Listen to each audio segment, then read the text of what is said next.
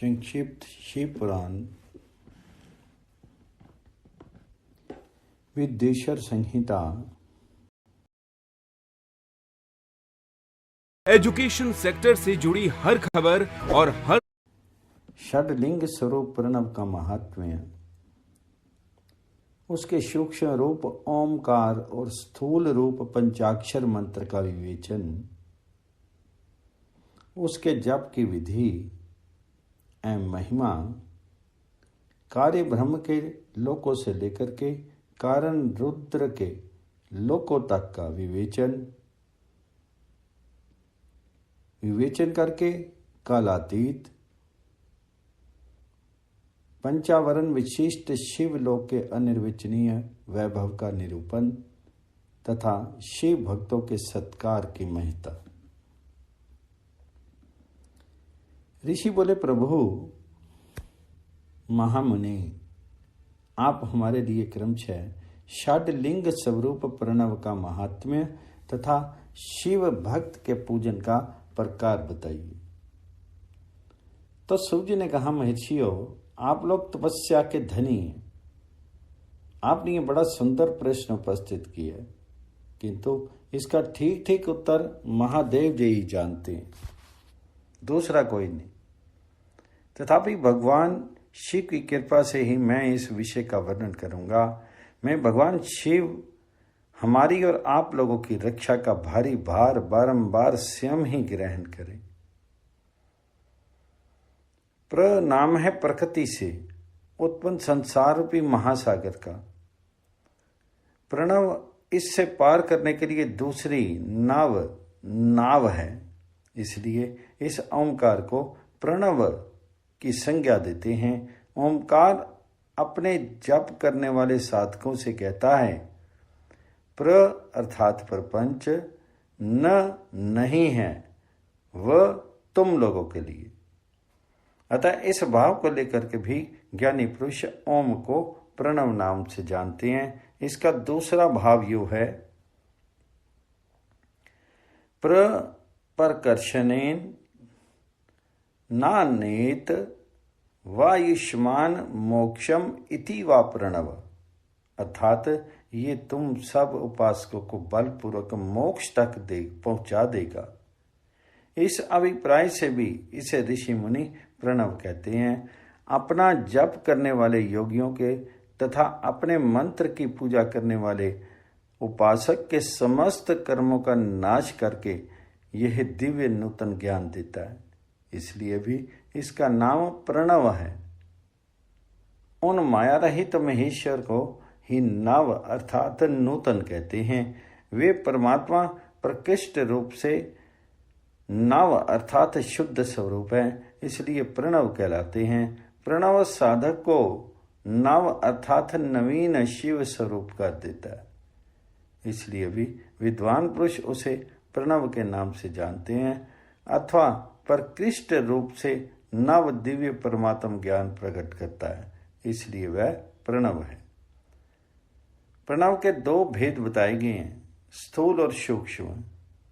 एक अक्षर रूप जो ओम है उसे सूक्ष्म प्रणव जानना चाहिए, और नमः शिवाय इस 5 अक्षर वाले मंत्र को स्थूल प्रणव समझना चाहिए। जिसमें 5 अक्षर व्यक्त नहीं है वह सूक्ष्म है, और जिसमें 5 अक्षर सुस्पष्ट रूप से व्यक्त हैं वह स्थूल है। जीवन मुक्त पुरुष के लिए सूक्ष्म प्रणव का जप ही विधान है, वही उसके लिए समस्त साधनों का सार है। यद्यपि जीवन मुक्त के लिए किसी साधन की आवश्यकता नहीं है, क्योंकि वह सिद्ध रूप है। तथापि दूसरों की दृष्टि में जब तक उसका शीर रहता है तब तक उसके द्वारा प्रणव जप की सहज साधना स्वतः होती रहती है। वह अपनी देह का विलय होने तक सूक्ष्म प्रणव मंत्र का जप और उसके अर्थभूत परमात्म तत्व का अनुसंधान करता रहता है। जब शीर नष्ट हो जाता है तो वह पूर्ण ब्रह्म स्वरूप शिव को प्राप्त कर लेता है। ये सुनिश्चित बात है। जो अर्थ का अनुसंधान ना करके केवल मंत्र का जप करता है उसे निश्चय ही योग की प्राप्ति होती है। जिसने 36 करोड़ मंत्र का जप कर लिया हो उसे अवश्य ही योग प्राप्त हो जाता है। सूक्ष्म प्रणव के भी ह्रस्व और दीर्घ के भेद से 2 रूप जानने चाहिए। अकार, उकार, मकार, बिंदु, नाद, शब्द, काल और कला। इससे युक्त जो प्रणव है उसे दीर्घ प्रणव कहते हैं। वह योगियों के ही हृदय में स्थित होता है।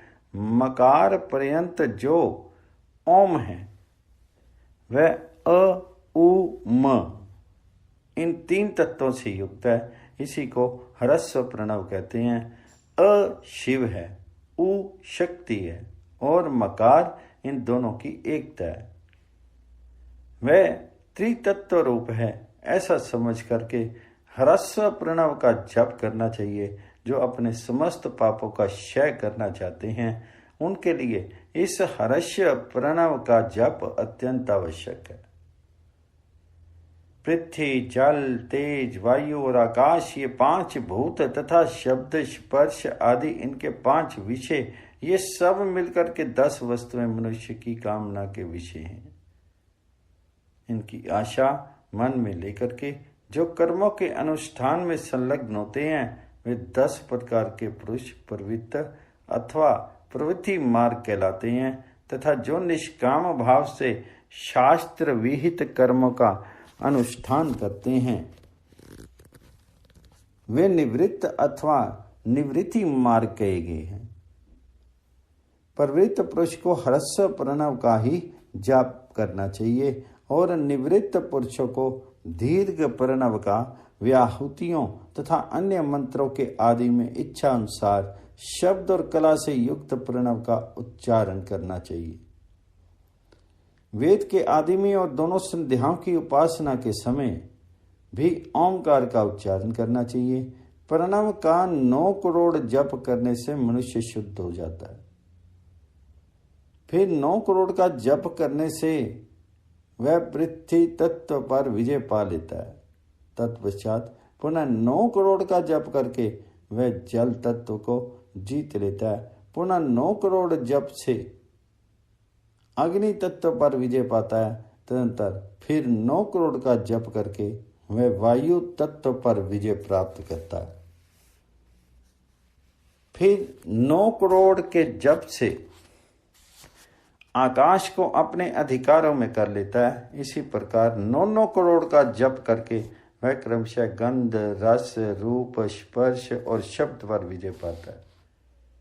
इसके बाद फिर 9 करोड़ का जप करके अहंकार को भी जीत लेता है। इस तरह 108 करोड़ प्रणव का जप करके उत्कृष्ट बोध को प्राप्त हुआ पुरुष शुद्ध योग का लाभ करता है। शुद्ध योग से युक्त होने पर वह जीवन मुक्त हो जाता है। इसमें संशय नहीं है। सदा प्रणव का जप और प्रणव रूपी शिव का ध्यान करते करते समाधि में स्थित हुआ महायोगी पुरुष साक्षात शिव ही है। इसमें संशय नहीं है। पहले अपने शरीर में प्रणव के ऋषि, छंद और देवता आदि का न्यास करके फिर जप आरंभ करना चाहिए। अकार आदि मात्रका का वर्णों से युक्त प्रणव का अपने अंगों में न्यास करके मनुष्य ऋषि हो जाता है। मंत्रों के 10 विध संस्कार, मात्र का न्यास तथा षड ध्वशोधन आदि के साथ संपूर्ण न्यास फल उसे प्राप्त हो जाता है। प्रवृत्ति तथा प्रवृत्ति निवृत्ति से मिश्रित भाव वाले पुरुषों के लिए स्थूल प्रणव का जप ही अभीष्ट फल साधक होता है। क्रिया, तप और जप के योग से शिव योगी 3 प्रकार के होते हैं, जो क्रमशः क्रिया योगी, तपोयोगी और जप योगी कहलाते हैं, जो धन आदि वैभवों से पूजा सामग्री का संचय करके हाथ आदि अंगों से नमस्कार आदि क्रिया करते हुए इष्ट देव की पूजा में लगा रहता है। वह क्रिया योगी कहलाता है। पूजा में संलग्न रह करके जो परिमित भोजन करता है, बाह्य इंद्रियों को जीत करके वश में किए रहता है और मन को भी वश में करके पर ध्रुव आदि से दूर रहता है, वह तपोयोगी कहलाता है। इन सभी सद्गुणों से युक्त होकर के जो सदा शुद्ध भाव से रहता है तथा समस्त काम और आदि दोषों से रहित तो शांत चित्त से निरंतर जप किया करता है, उसे महात्मा पुरुष जप योगी मानते हैं। जो मनुष्य 16 प्रकार के उपचारों से शिव योगी महात्माओं की पूजा करता है, वह शुद्ध होकर के सालोक्य आदि के क्रम से उत्तरोत्तर उत्कृष्ट मुक्ति को प्राप्त कर लेता है। दीजो, अब मैं जप योग का वर्णन करता हूं। तुम सब लोग ध्यान दे करके सुनो। तपस्या करने वाले के लिए जप का उपदेश किया गया है, क्योंकि वह जप करते करते अपने आप को सर्वथा शुद्ध निष्पाप कर लेता है। ब्राह्मणों, पहले नमा पद हो, उसके बाद चतुर्थी विभक्ति में शिवाय शब्द हो, तो पंच तत्वात्मक नमः शिवाय मंत्र होता है। इसे शिव पंचाक्षर कहते हैं। ये स्थूल प्रणव रूप है। इस पंचाक्षर के जप से ही मनुष्य संपूर्ण सिद्धियों को प्राप्त कर लेता है। पंचाक्षर मंत्र के आदि में ओमकार लगा करके ही सदा उसका जप करना चाहिए। द्विजो, गुरु के मुख से पंचाक्षर मंत्र का उपदेश पा करके जहाँ सुखपूर्वक निवास किया जा सके, ऐसी उत्तम भूमि पर महीने के पूर्व पक्ष शुक्ल में प्रतिपदा से आरंभ करके कृष्ण पक्ष की चतुर्दशी तक निरंतर जप करते रहें।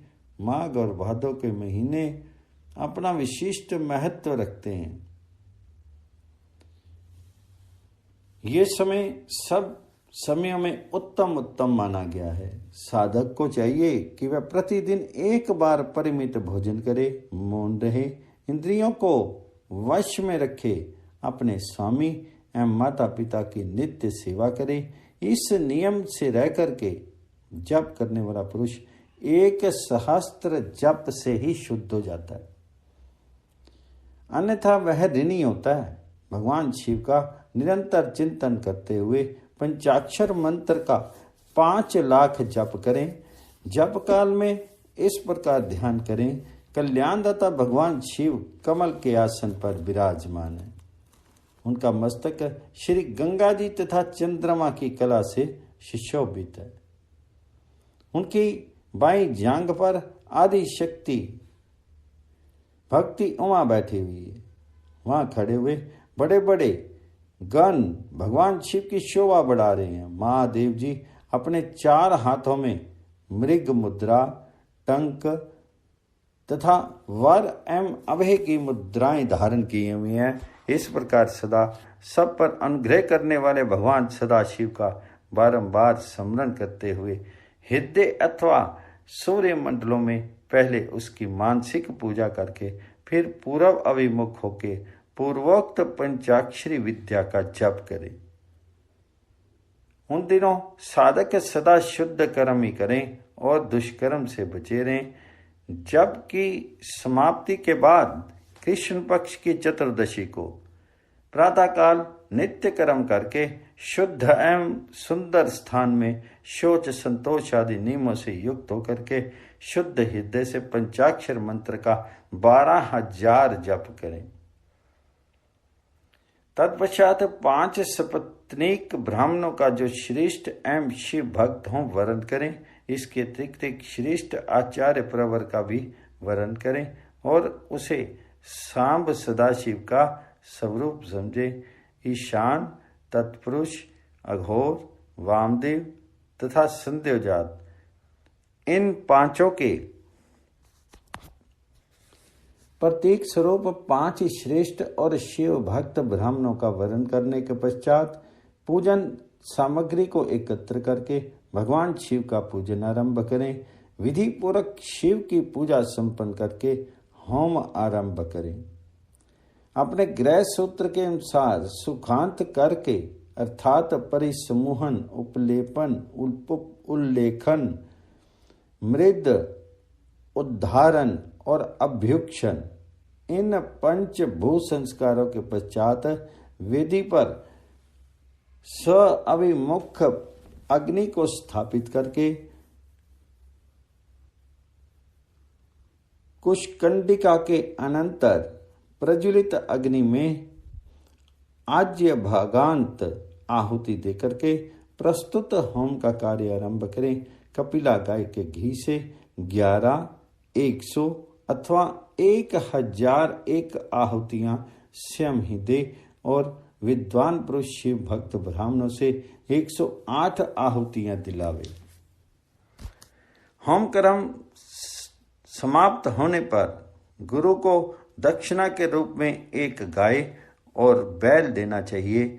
ईशान आदि के प्रतीक रूप जिन 5 ब्राह्मणों का वर्ण किया गया हो उनको ईशान आदि का स्वरूप ही समझे तथा आचार्य को सांब सदाशिव का स्वरूप माने। इसी भावना के साथ उन सबके चरण धोए और उनके चरणोदक से अपने मस्तक को सींचे। ऐसा करने से वह साधक अगणित तीर्थों में तत्काल स्नान करने का फल प्राप्त कर लेता है। उन ब्राह्मणों को भक्तिपूर्वक दशांश अन्न देना चाहिए। गुरु पत्नी को पराशक्ति मान करके उसका भी पूजन करें। ईशान आदि क्रम से उन सभी ब्राह्मणों का उत्तम अन्न से पूजन करके अपने वैभव विस्तार के अनुसार रुद्राक्ष, वस्त्र, बड़ा और पुआ आदि अर्पित करें। तदंतर दिक्पालों आदि को बलि दे करके ब्राह्मणों को भरपूर भोजन करावें। इसके बाद देवेश्वर शिव से प्रार्थना करके अपना जप समाप्त करें। इस प्रकार पुरुष शरण करके मनुष्य उस मंत्र को सिद्ध कर लेता है। फिर 5 लाख जप करने से समस्त पापों का नाश हो जाता है। तदंतर पुनः 5 लाख जप करने पर अतल से लेकर के सत्य लोक तक 14 भवनों पर क्रमशः अधिकार प्राप्त हो जाता है। यदि अनुष्ठान पूर्ण होने के पहले बीच में ही साधक की मृत्यु हो जाए तो वह परलोक में उत्तम भोग भोगने के पश्चात पुनः पृथ्वी पर जन्म लेकर के पंचाक्षर मंत्र के जप का अनुष्ठान करता है। समस्त लोकों का ऐश्वर्य पाने के पश्चात वह मंत्र को सिद्ध करने वाला पुरुष यदि पुनः 5 लाख जप करे तो उसे ब्रह्मा जी का सामीप्य प्राप्त होता है। पुनः 5 लाख जप करने से सारूप्य नामक ऐश्वर्य प्राप्त होता है। 100 लाख जप करने से वह साक्षात ब्रह्मा के समान हो जाता है। इस तरह कार्य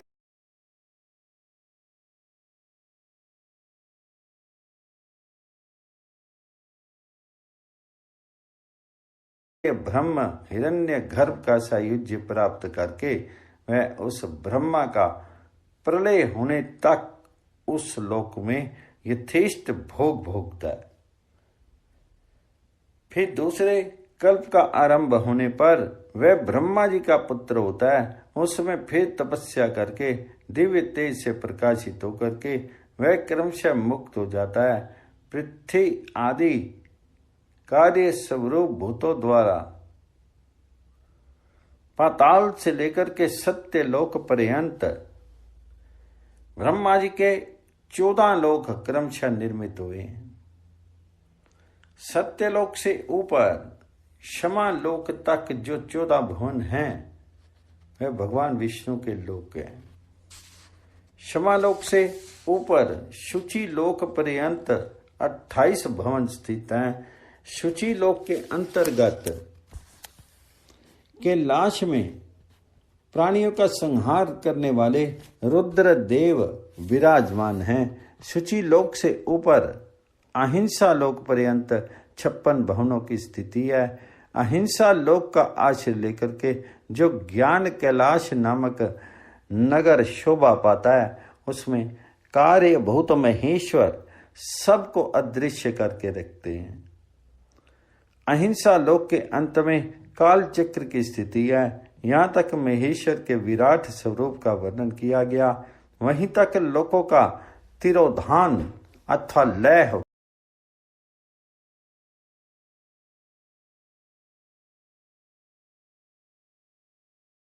होता है।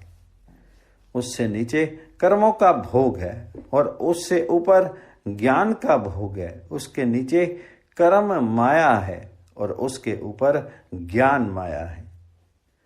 अब मैं कर्म माया और ज्ञान माया का तात्पर्य बता रहा हूं। मां का अर्थ है लक्ष्मी, उससे कर्म भोग यात प्राप्त होता है, इसलिए वह माया अथवा कर्म माया कहलाती है। इसी तरह मां अर्थात लक्ष्मी से ज्ञान भोग यात अर्थात प्राप्त होता है, इसलिए उसे माया या ज्ञान माया कहा गया है। उपयुक्त सीमा से नीचे नश्वर भोग है और ऊपर नित्य भोग है। उससे नीचे ही तिरोधान अथवा लय है, ऊपर नहीं है। वहां से नीचे ही कर्म में पाशों द्वारा बंधन होता है, ऊपर बंधन का सदा अभाव है। उससे नीचे ही जीव सकाम कर्मों का अनुक्रम करते हुए विभिन्न लोकों और योनियों में चक्कर काटते रहते हैं। उससे ऊपर के लोकों में निष्काम कर्म का ही भोग बताया गया है। बिंदु पूजा में तत्पर रहने वाले उपासक वहां से नीचे के लोकों में घूमते हैं। उनके ऊपर तो निष्काम भाव से शिवलिंग की पूजा करने वाले उपासक की जाते हैं। जो एकमात्र शिव की ही उपासना में तत्पर हैं, वे उसके ऊपर के लोक में जाते हैं। वहां से नीचे जीव कोटि है और ऊपर ईश्वर कोटि। नीचे संसारी जीव रहते हैं और ऊपर मुक्त पुरुष। नीचे कर्म लोक है और ऊपर ज्ञान लोक है। ऊपर मद और अहंकार का नाश करने वाली नम्रता है। वहां जन्म जनित तिरोधान नहीं है, उसका निवारण किए बिना वहां किसी का प्रवेश संभव नहीं है। इस प्रकार निरोधान का निवारण करने से वहां ज्ञान शब्द का अर्थ ही प्रकाशित होता है। आदि भौतिक पूजा करने वाले लोग उससे नीचे के लोकों में ही चक्कर काटते हैं। जो आत्मिक उपासना करने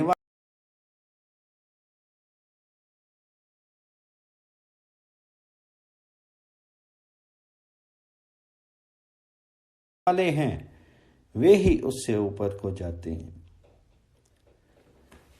जो सत्य अहिंसा आदि धर्मों से युक्त हो, भगवान शिव के पूजन में तत्पर रहते हैं, वे काल चक्र को पार कर जाते हैं। काल चक्रेश्वर की सीमा तक जो विराट महेश्वर लोक बताया गया है, उससे ऊपर वृषभ के आकार में धर्म की स्थिति है। वह ब्रह्मचर्य का मूर्तिमान रूप है। उसके सत्य, शौच, अहिंसा और दया ये 4 पाद हैं। वे साक्षात शिवलोक के द्वार पर खड़ा है। क्षमा उसके सींग हैं, शम कान हैं। वह वेद ध्वनि रूपी शब्द से विभूषित है। आस्तिकता उसके दोनों नेत्र हैं। विश्वास ही उसकी श्रेष्ठ बुद्धि है, मन है। क्रिया आदि धर्म रूपी जो वृषभ है, वह कारण आदि में स्थित है, ऐसा जानना चाहिए। उस क्रिया रूप वृषभाकार धर्म पर कालातीत शिव आरूढ़ होते हैं। ब्रह्मा, विष्णु और महेश्वर की जो अपनी अपनी आयु है, उसी को दिन कहते हैं। जहाँ धर्म रूपी वृषभ की स्थिति है, उससे ऊपर न दिन है न रात्रि है।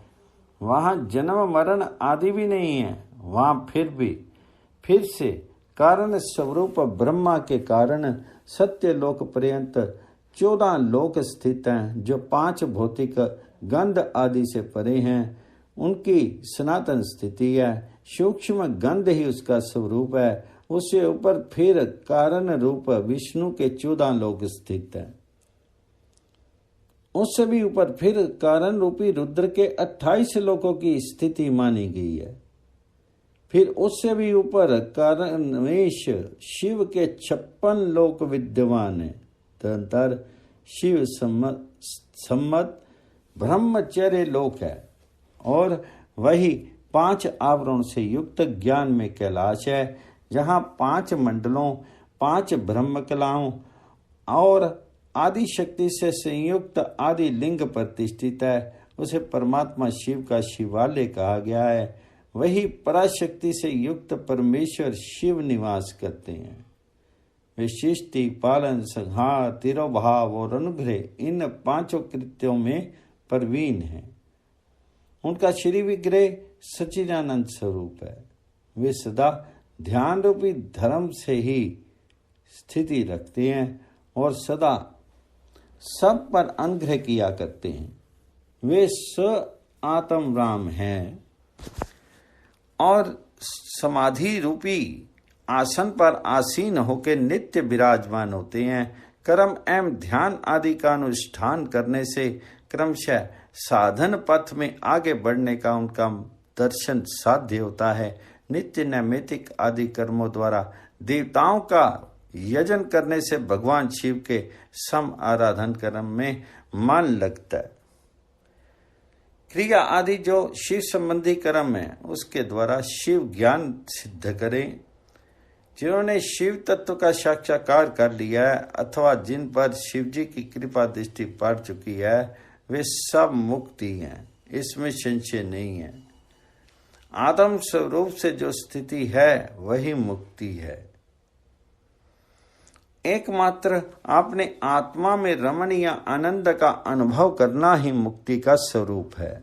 जो पुरुष क्रिया, तप, जप, ज्ञान और ध्यान रूपी धर्मों में भली भांति स्थित है, वह शिव का साक्षात्कार करके स आत्म राम स्वरूप मोक्ष को भी प्राप्त कर लेता है। जैसे सूर्यदेव अपनी किरणों से अशुद्धि को दूर कर देते हैं, उसी प्रकार कृपा करने में कुशल भगवान शिव अपने भक्त के अज्ञान को मिटा देते हैं। अज्ञान की निवृत्ति हो जाने से शिव ज्ञान सदा प्रकट हो जाता है।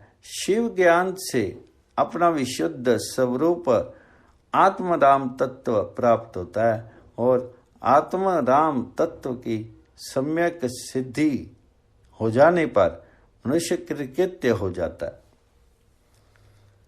इस तरह यहाँ जो कुछ बताया गया है वह पहले मुझे गुरु परंपरा से प्राप्त हुआ था। तत्पश्चात मैंने पुनः नंदीश्वर के मुख से इस विषय को सुना था।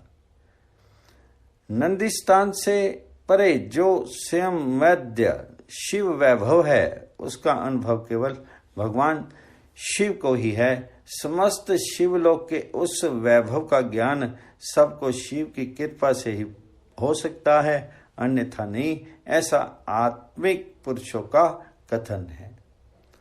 साधक को चाहिए कि वह 5 लाख जप करने के पश्चात भगवान शिव की प्रसन्नता के लिए महाअभिषेक एवं नैवेद्य निवेदन करके शिव भक्तों का पूजन करे। भक्त की पूजा से भगवान शिव बहुत प्रसन्न होते हैं। शिव और उनके भक्त में कोई भेद नहीं है, वे साक्षात शिव स्वरूपी हैं। शिव स्वरूप मंत्र को धारण करके वह शिव ही हो गया रहते हैं। शिव भक्त का शीर शिव रूपी है, अतः उसकी सेवा में तत्पर रहना चाहिए। जो शिव के भक्त हैं वे लोक और वेद की सारी क्रियाओं को जानते हैं। जो क्रमशः जितना जितना शिव मंत्र का जप कर लेता है उसके शीर को उतना शिव का सामीप्य प्राप्त होता जाता है, इसमें संशय नहीं है। शिव भक्त स्त्री का रूप देवी पार्वती का ही स्वरूप है। वह जितना मंत्र जपती है उसे उतना ही देवी का सानिध्य प्राप्त होता है। साधक स्वयं शिव स्वरूप होकर के पराशक्ति का पूजन करे। शक्ति, बैर तथा लिंग का चित्र बना करके अथवा मिट्टी आदि से इनकी आकृति का निर्माण करके प्राण प्रतिष्ठा पूर्वक निष्कपट भाव से इसका पूजन करे। शिवलिंग को शिव मान करके अपने को शक्ति रूप समझ करके शक्ति लिंग को देवी मान करके और अपने को शिव रूप समझ करके शिवलिंग का नाद रूप तथा भक्ति का विशुद्ध तथा शक्ति को बुद्धि रूप मान करके परस्पर सटे हुए शक्तिलिंग और शिवलिंग के प्रति उपप्रधान और प्रधान की भावना रखते हुए जो शिव और शक्ति का पूजन करता है वह मूल रूप की भावना करने के कारण शिव रूपी है।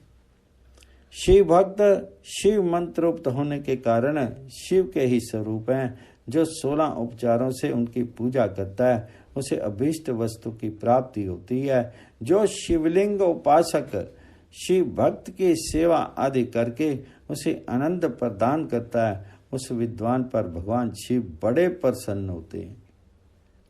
5, 10 या 100 आदि 8 बंधनों से बंधा हुआ है वह जीव बद्ध कहलाता है। गुरुदेव संक्षिप्त शिव पुराण विद्वेश्वर संहिता।